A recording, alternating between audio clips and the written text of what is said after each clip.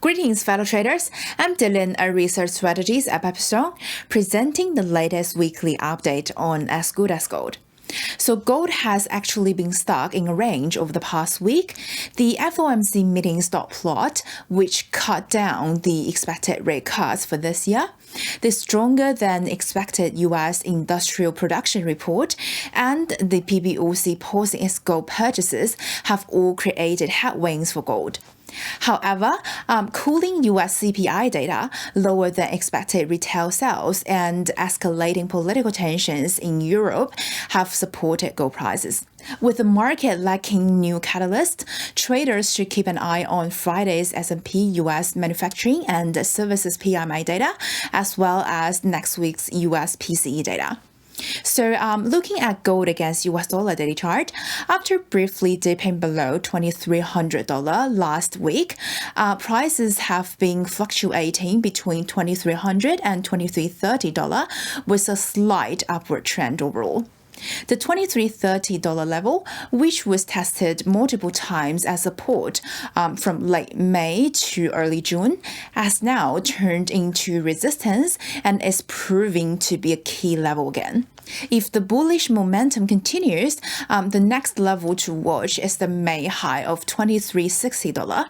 While on the downside, if the bears take over, the $2,300 and the late April and early June low of $2,285 could see some buy the dip action. So gold is currently in a bit of a stalemate between bulls and bears. Last week's cooling May US CPI data gave the market more confidence in the first rate cut this year, which is good for gold, obviously.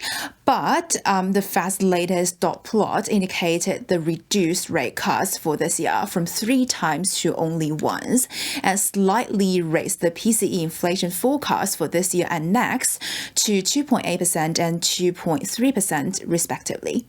This higher for longer stance has lowered market expectations for cuts this year, making gold less attractive. Additionally, yesterday's U.S. industrial production for May showed a 0.9% increase, much better than expected, but the data for March and April were revised down, and the retail sales came in below consensus. With cooling U.S. inflation and the hawkish adjustments in the dot plot, this creates mixed signals, leading the market to adopt a cautious approach, resulting in limited price fluctuations. Well, globally, political tensions in Europe and the ongoing conflicts in the Middle East have sparked safe haven demand, supporting gold prices. However, the Chinese central bank announced a pause in its gold purchases, the first break after 18 straight months of buying. Personally, I believe central banks' move towards de-dollarization and increasing gold reserves is a long-term strategy. If they can buy gold at better prices, it's a more rational choice, right? So I still see the central banks increasing their gold reserves as a major trend, but the PBOC's temporary pause may cause gold prices to lose some support in the short term. So overall, gold prices have been range-bound with mixed signals from both bulls and bears.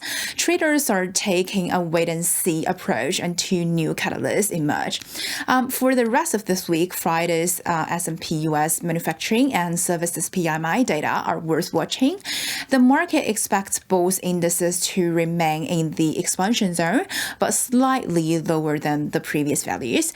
If the data falls below consensus or even below 50, the market might see a greater need for Fed rate cuts, providing a short-term boost to gold. But I believe more importantly, next Friday's US PCE inflation data could guide the trend in gold prices.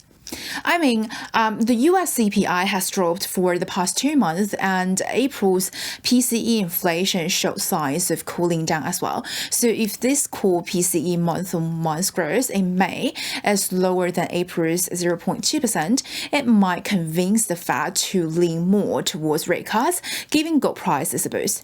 So that's pretty much for this week. If you have any thoughts on potential catalysts for gold or recent gold trading in general, feel free to leave a comment below and let's discuss. Stay tuned with Pepperstone for more insights and updates. And until then, happy trading!